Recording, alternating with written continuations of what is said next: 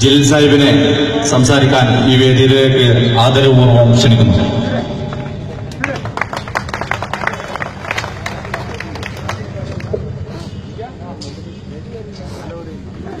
സഹോദരി സഹോദരന്മാരെ, സുഹൃത്തുക്കളെ,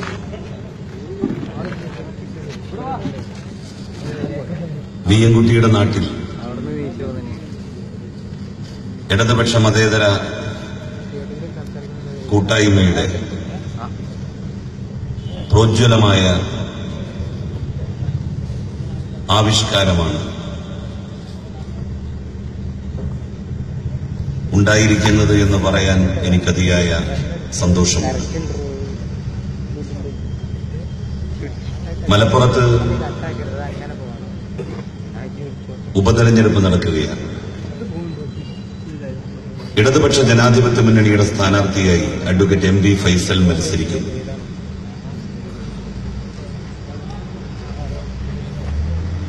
ഈ തെരഞ്ഞെടുപ്പിന്റെ പ്രത്യേകത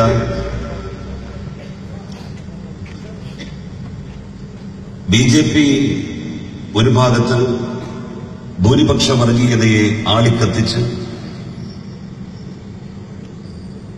രാജ്യവും സംസ്ഥാനങ്ങളും പിടിച്ചടക്കുന്നു എന്നുള്ളതാണ്. അതിന് പ്രതിരോധം തീർക്കാൻ എന്തുണ്ട് വഴി? BJPയുടെ ഭൂരിപക്ഷ വർഗീയതയെ മുസ്ലിം ലീഗ് ഉൾക്കൊള്ളുന്ന UDF ന്യൂനപക്ഷ വർഗീയത കൊണ്ട് നേരിടാം എന്ന് കരുതുകയാണ്. ഭൂരിപക്ഷ വർഗീയതയെ നേരിടാൻ ന്യൂനപക്ഷ വർഗീയതയ്ക്ക് കഴിയുമോ? മുസ്ലിം ലീഗിനെ പലരും വിമർശിച്ചിരുന്നു. മുമ്പ് വിമർശിച്ചിരുന്നവർ പോലും പ്രശംസിച്ചിരുന്നൊരു കാര്യമുണ്ട്. മുസ്ലിം തീവ്രവാദത്തെ എതിർക്കുന്നതിൽ മുസ്ലിം ലീഗ് നല്ല പങ്ക് വഹിക്കുന്നു. ലീഗിന് പലരും ചാർത്തിക്കൊടുത്ത ആ അംഗീകാരത്തിന്റെ പട്ടമാണ് മലപ്പുറത്തെ ഉപതെരഞ്ഞെടുപ്പിലൂടെ മുസ്ലിം ലീഗിന് നഷ്ടപ്പെട്ടിരിക്കുന്നത്.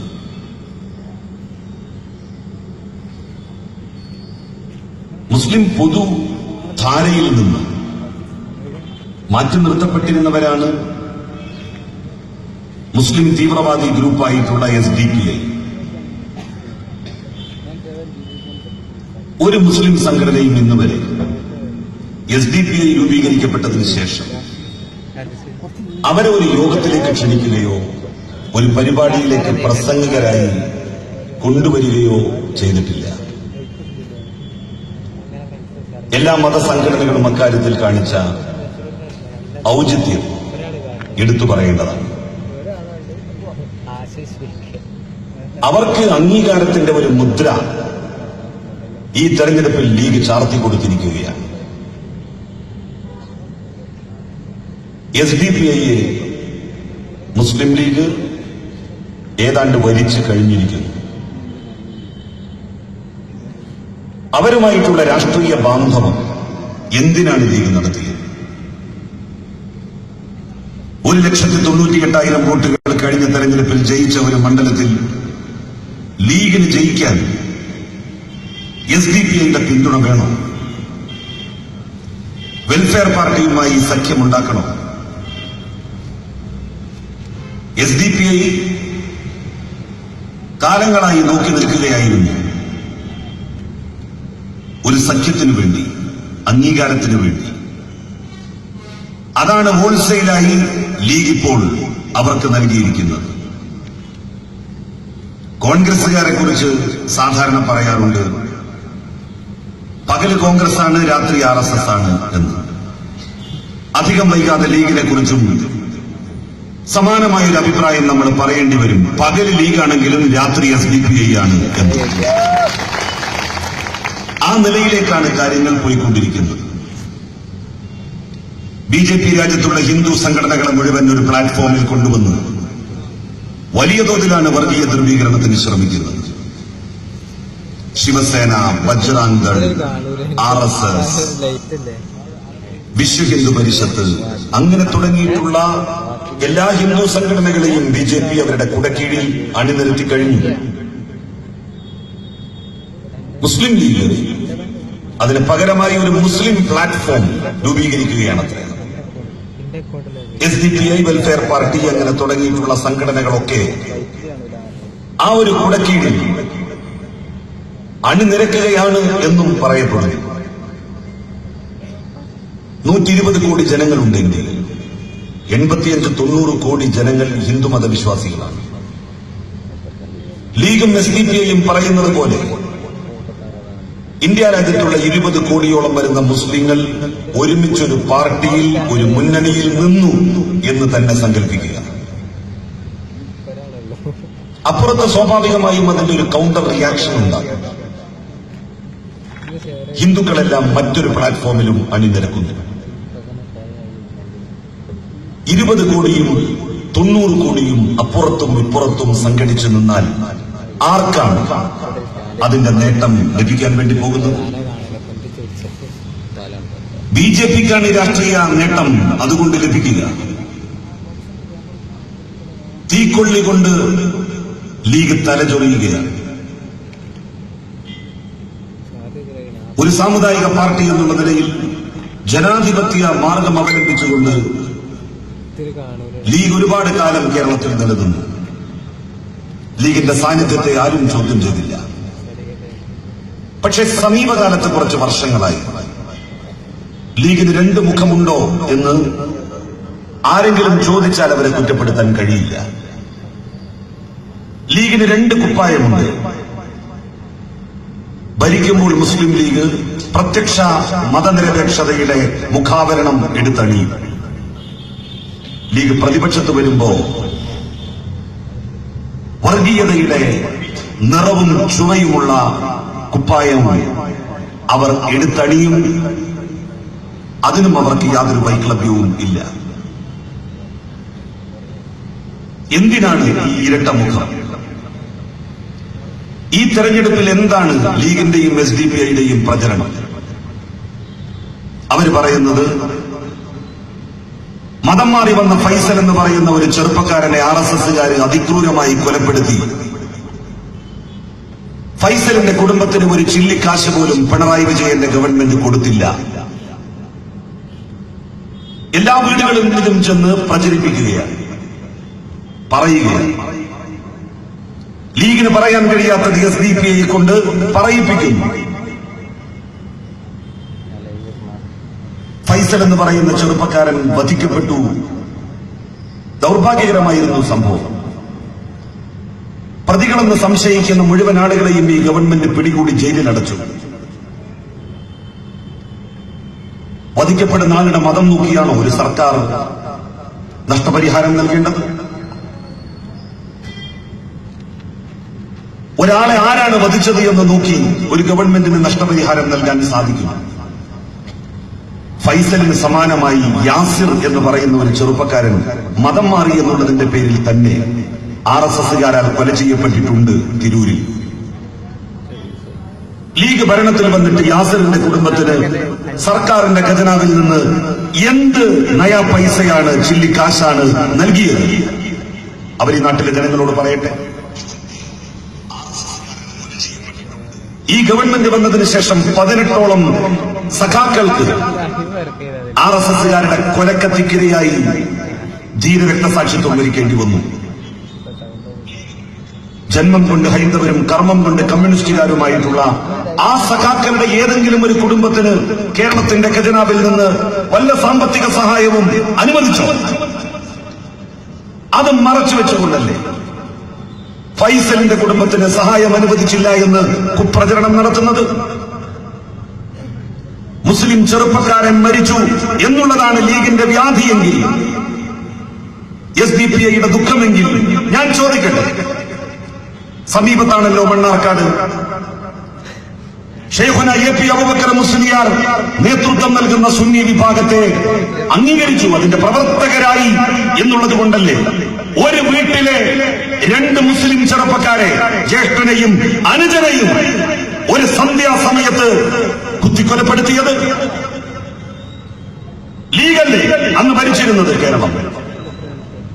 ആ 2 മുസ്ലിം ചെറുപ്പക്കാർ നഷ്ടപ്പെട്ട കുടുംബത്തിന് സർക്കാരിന്റെ ഖജനാവിൽ നിന്ന് UDF-ഉം ലീഗും എന്ത് കൊടുത്തു? കൊടുക്കുന്നത് പോകട്ടെ, മണ്ണാർക്കാട്ടെ MLA ആ 2 സഹോദരന്മാർ മരിച്ച വീട്ടിൽ ചെന്ന് കുടുംബത്തെ സമാശ്വസിപ്പിക്കാൻ പോലും തയ്യാറായില്ല. ഒരു മന്ത്രിയും അങ്ങോട്ട് തിരിഞ്ഞു നോക്കിയില്ല. ഒരു UDF നേതാവും അവിടെ ചെന്നില്ല. ഇവരാണ് പറയുന്നത് ഫൈസലിന്റെ കുടുംബത്തിന് നഷ്ടപരിഹാരം ഈ ഗവൺമെന്റ് കൊടുത്തില്ല എന്ന്. സാമുദായിക ധ്രുവീകരണം, വർഗീയ ധ്രുവീകരണം ജനങ്ങളിൽ ഉണ്ടാക്കുന്നതിന് ഇത്യാദി നിരുത്തരവാദപരമായ പ്രസ്താവനകൾ നടത്തുന്നു, ആളുകളെ തെറ്റിദ്ധരിപ്പിക്കുന്നു. ആർക്കാണ് ഇതിന്റെ നേട്ടം ആത്യന്തികമായിട്ട് കിട്ടുക?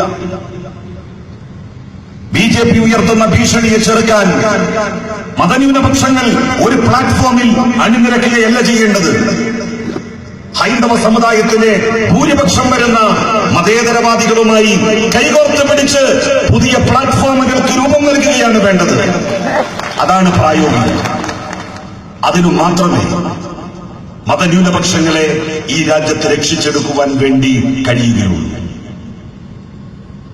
എത്ര പള്ളികളാണ് കഴിഞ്ഞ 10 മാസത്തിനുള്ളിൽ പൂട്ടിയത്? എത്ര മദ്രസകൾക്കാണ് പൂട്ടിട്ടത്? ഈ ഗവൺമെന്റാണോ അത് ചെയ്തത്? APEക്ക് തർക്കത്തിന്റെ പേരിൽ ലീഗ് കക്ഷി ചേർന്നു. ഒരു ഭാഗത്ത് നാട്ടിലുടനീളം സംഘർഷങ്ങൾ ഉണ്ടാക്കി.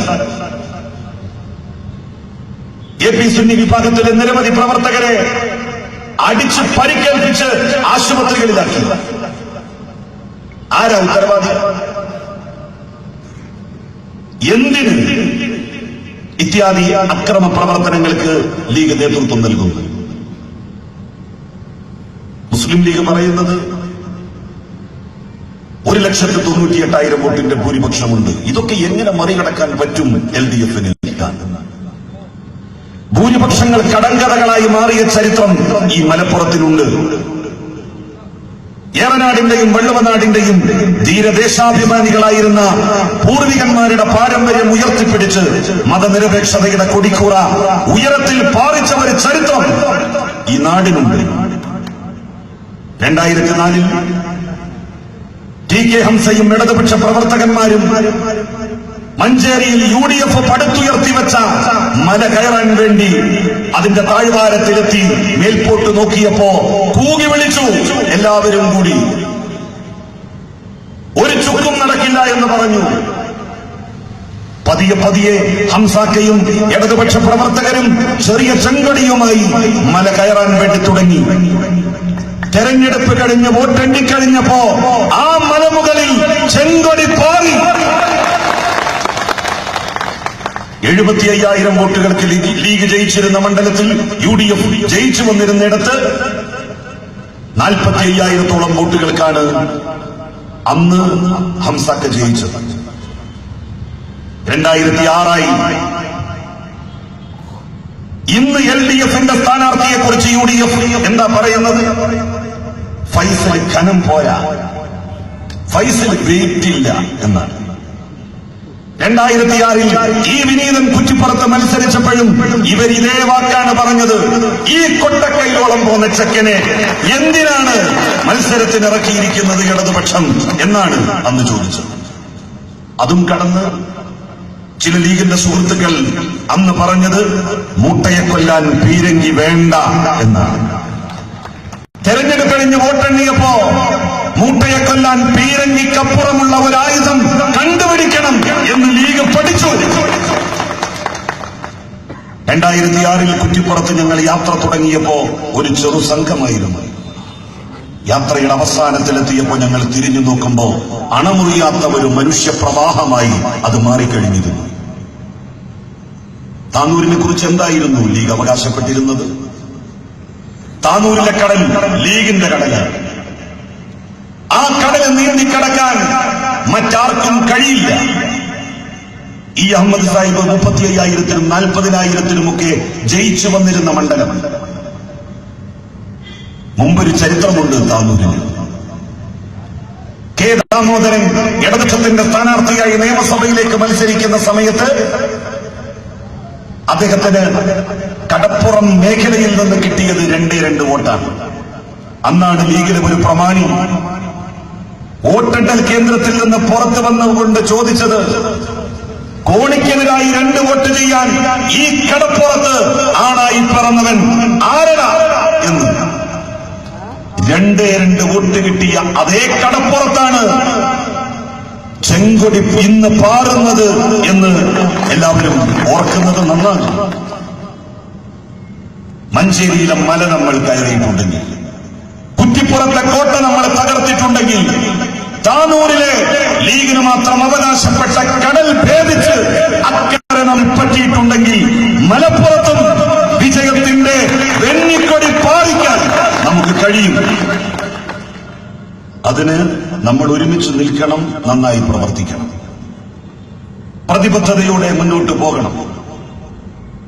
വിചാരിച്ചിടത്ത് ഈ തോണി കൊണ്ടുപോയി കെട്ടാൻ നമുക്ക് സാധിക്കും.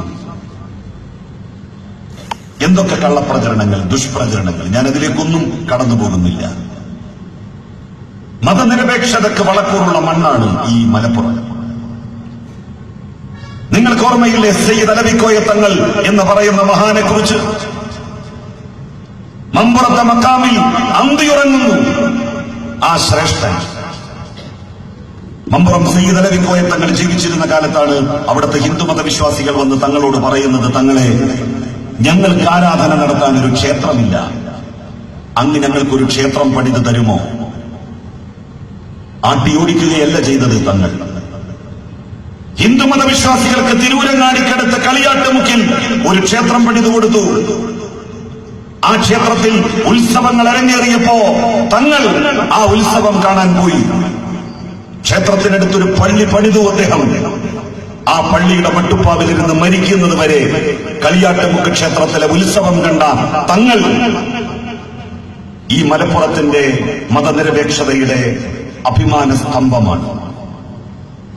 തങ്ങൾ മരിച്ചതിന് ശേഷം സയ്യിദ് അലവിക്കോയ തങ്ങളുടെ ശവകുടീരത്തിലെത്തി തങ്ങളോട് സമ്മതം ചോദിച്ചല്ലാതെ ഹിന്ദുമത വിശ്വാസികൾ കളിയാട്ടുമുക്കിലെ ക്ഷേത്രത്തിൽ ഉത്സവം നടത്തിയിട്ടില്ല എന്നുകൂടി നിങ്ങൾ അറിയുക. അതാണ് നമ്മളുടെ ജില്ല, നമ്മളുടെ പ്രദേശം.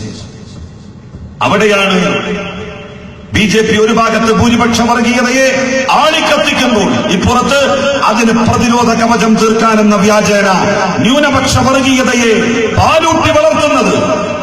രണ്ടും ആപത്താണ്.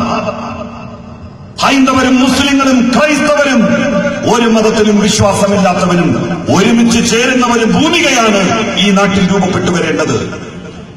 ഇടതുപക്ഷ മുന്നണിയുടെ യോഗമാണിത്, തെരഞ്ഞെടുപ്പ് പ്രചരണ സമ്മേളനം. ഇതുപോലും ഒരു ദേശീയോദ്ഗ്രഥന പ്രധാനമായ ചടങ്ങാണ് എന്ന് ഞാൻ കരുതുന്നു. ഈ നാടിന്റെ പരിച്ഛേദമാണ് ഈ സദസ്സ്. ഇവിടെ എത്ര മതങ്ങളുണ്ടോ, എത്ര ജാതികളുണ്ടോ, എത്ര വിഭാഗങ്ങളുണ്ടോ, അവരിൽ നിന്നെല്ലാമുള്ള പ്രതിനിധികൾ ഈ യോഗത്തിൽ സംബന്ധിക്കുന്നു. ഇതുപോലെ ഒരു യോഗം BJPക്ക് നടത്താൻ കഴിയുമോ? ലീഗിന് നടത്താൻ സാധിക്കുമോ? UDFന് ഒരുക്കാൻ കഴിയുമോ? ഒരു നാടിന്റെ പരിച്ഛേദത്തെ മുഴുവൻ ഒരു പ്രദേശത്ത് ഒരുമിച്ച് കൂട്ടാൻ കഴിയില്ല. കേരളത്തിൽ ഇടതുപക്ഷ ജനാധിപത്യ മുന്നണി ഭരിക്കുകയാണ്. വീടില്ലാത്ത മുഴുവൻ ആളുകൾക്കും വീട് കൊടുക്കാൻ ഗവൺമെന്റ് തീരുമാനിച്ചു. കുടുംബശ്രീയെ ഉപയോഗിച്ചുകൊണ്ട് സർവേ നടത്തിക്കഴിഞ്ഞു. 6 ലക്ഷത്തോളം ഭവനരഹിതർ നമ്മളുടെ സംസ്ഥാനത്തുണ്ട് എന്ന് കണക്കാക്കപ്പെട്ടിരിക്കുന്നു. ആ 6 ലക്ഷം ഭവനരഹിതർക്കും വരുന്ന 4 വർഷത്തിനിടയിൽ വീട് നൽകാനുള്ള പദ്ധതി ആവിഷ്കരിച്ചിരിക്കുന്നു. 3 ലക്ഷം രൂപയാണ് ഒരു വീട് നൽകുന്നതിന് വേണ്ടി സർക്കാർ നൽകുന്നത്. വീടും സ്ഥലവുമില്ലാത്തവർക്ക് ഫ്ളാറ്റ് സമുച്ചയങ്ങൾ പണിത് വാടകയില്ലാതെ താമസിക്കാനുള്ള സൗകര്യമൊരുക്കാൻ സർക്കാർ പദ്ധതികൾ ആവിഷ്കരിച്ച് മുന്നോട്ട് പോകുന്നു. ഈ സർക്കാരിന് നിങ്ങളുടെ ഒരു കൈത്താങ്ങ് വേണ്ടേ? നിങ്ങളുടെ ഒരു കൈയൊപ്പ് ചാർത്തണ്ടേ? ഈ സൽപ്രവർത്തികൾക്ക് നേതൃത്വം കൊടുക്കുന്ന ഗവൺമെന്റിന് മേൽ നിങ്ങളുടെ വിലയേറിയ വോട്ടുകൾ ചുറ്റികരിമാൽ നക്ഷത്ര മലയാളത്തിൽ രേഖപ്പെടുത്തിയാണ് അത് നിങ്ങൾ നിർവഹിക്കേണ്ടത് എന്ന് നിങ്ങളോട് ഞാൻ അഭ്യർത്ഥിക്കുന്നു. LDF കഴിഞ്ഞ തെരഞ്ഞെടുപ്പിന്റെ തൊട്ടുമുമ്പ് ജനങ്ങളോട് പറഞ്ഞിരുന്നു, നിങ്ങളുടെ ക്ഷേമ പെൻഷനുകൾ 1000 രൂപയാക്കി വർദ്ധിപ്പിക്കും. നിങ്ങളുടെ വീട്ടിലെത്തി നിങ്ങളുടെ കൈവെള്ളയിൽ നോട്ടുകൾ എണ്ണി വെച്ച് തരും. UDF പറഞ്ഞു ഒരിക്കലും കഴിയില്ല അതിന് എന്ന്. നമ്മൾ ഭരണത്തിൽ വന്നു. കഴിഞ്ഞ ഓണത്തിന്റെ തൊട്ട് മുമ്പ് ആയിരക്കണക്കിന് നോട്ടുകൾ ഓരോ വീട്ടമ്മമാരുടെയും കാരണവന്മാരുടെയും സഹോദരീ സഹോദരന്മാരുടെയും കൈവെള്ളയിൽ അവരുടെ വീട്ടിലെത്തിച്ച് നൽകിയില്ലേ ഈ ഗവൺമെന്റ്? 2 ആഴ്ചകൾക്കുള്ളിൽ ശേഷിക്കുന്ന എല്ലാ പെൻഷനുകളും നിങ്ങളുടെ കൈകളിലെത്താൻ പോകുന്നു. 1100 രൂപയാക്കി നമ്മൾ വർദ്ധിപ്പിച്ചു. നമ്മളുടെ ആശുപത്രികൾ നന്നാക്കുന്നു. നമ്മളുടെ വിദ്യാഭ്യാസ സ്ഥാപനങ്ങൾ മെച്ചപ്പെടുത്തുന്നു. നമ്മളുടേത് എന്നുള്ള ആത്മധൈര്യത്തോടെ നമുക്ക് പറയാൻ കഴിയുന്ന സ്ഥാപനങ്ങൾ മുഴുവൻ അഭിവൃദ്ധിപ്പെടുത്താൻ ഗവൺമെന്റ് തീരുമാനിക്കുന്നു. ആ സർക്കാരിന് നിങ്ങളുടെ ഒരു കൈസഹായം വേണ്ടേ? നിങ്ങൾക്ക് ഇത്യാദി പ്രവർത്തനങ്ങൾക്ക് നേതൃത്വം നൽകുന്ന ഗവൺമെന്റിനെ പ്രശംസിച്ചുകൊണ്ടൊരു വോട്ട് ചെയ്യാൻ കഴിയില്ലെങ്കിൽ ഈ പ്രവർത്തനങ്ങൾ വൃഥാവിലാണ് എന്ന് UDF നാട്ടിൽ പ്രചരിപ്പിക്കുന്നു. പാവപ്പെട്ടവന്റെ സാധാരണക്കാരന്റെ വികാരങ്ങൾ വിചാരങ്ങൾ ഇതെല്ലാം അറിഞ്ഞുകൊണ്ട് പ്രവർത്തിക്കുന്ന ഒരു ഗവൺമെന്റ്, മതാന്ധതയുടെ ശക്തികളെ വർഗീയ ശക്തികളെ ചെങ്കൂറ്റം കൊണ്ട് നേരിടുന്ന ഒരു സർക്കാർ. റിയാസ് എന്ന് പറയുന്ന ഒരു മൗലവിയെ കാസർഗോട്ട് കൊലപ്പെടുത്തി 24 മണിക്കൂറിനുള്ളിൽ കയ്യാമം വെച്ച് ജയിലിലാക്കി മുഴുവൻ പ്രതികളെയും. UDF ആയിരുന്നു കേരളം ഭരിച്ചിരുന്നത് എങ്കിൽ ഇങ്ങനെ ഒരു കുശാഗ്രത അവരുടെ ഭാഗത്തു നിന്ന് ഉണ്ടാകും എന്ന് നമുക്ക് കരുതാൻ കഴിയുമോ? കരുതാനാവില്ല.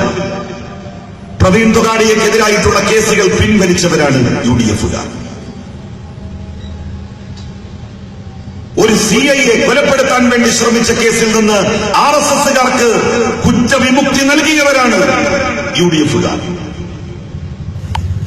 അനുഭവ പാഠമുണ്ട് നമ്മളുടെ മുന്നിൽ.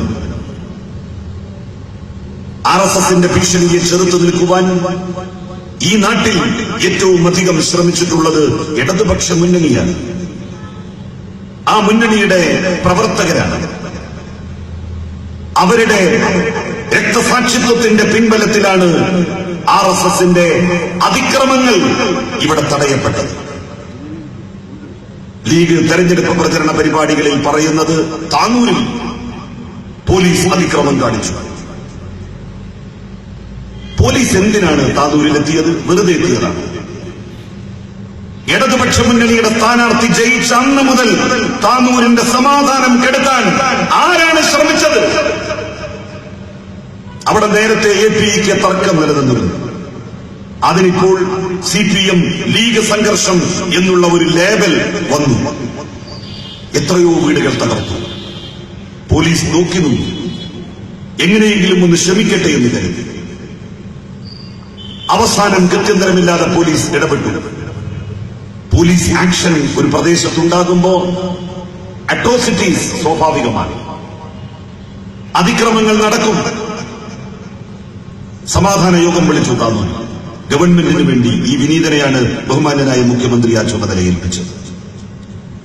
ആ യോഗത്തിൽ പങ്കെടുത്തുകൊണ്ട് മുസ്ലിം ലീഗിന്റെ നേതാവ് മുൻ മന്ത്രി കുട്ടി അഹമ്മദ് കുട്ടി സാഹിബ് പറഞ്ഞത്, പോലീസ് ഇവിടെ ഇടപെട്ടില്ലായിരുന്നു എങ്കിൽ 3-4 മൃതദേഹങ്ങൾ കാണേണ്ടി വരുമായിരുന്നു ഈ നാട്ടുകാർക്ക് എന്നാണ്. അത്രമാത്രം ഗൗരവതരമായിരുന്നു അവിടുത്തെ അവസ്ഥ. അതിനിന്നൊരു ശമനം വന്നിരിക്കുന്നു.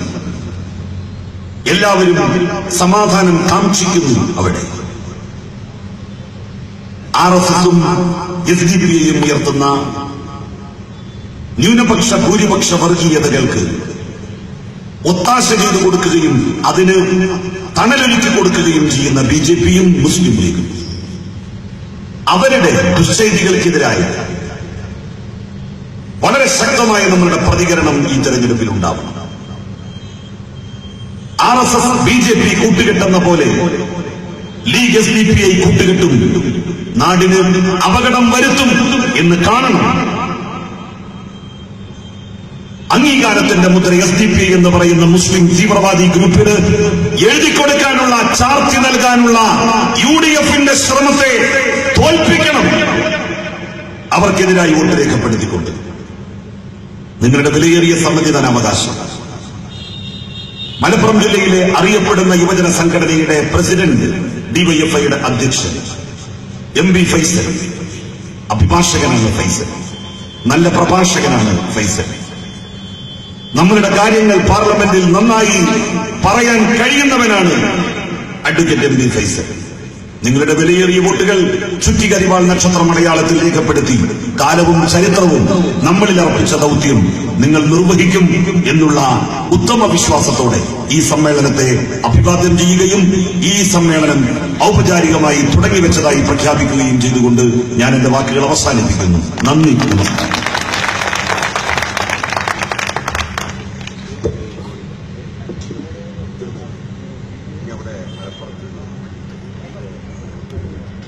അടുത്തതായിട്ട് DYFIയുടെ സംസ്ഥാന ഗുജറാത്ത് സെക്രട്ടേറിയറ്റ് അംഗം സഖാവ് ഷഹീദ് റൂമിയെ ക്ഷണിക്കുന്നു.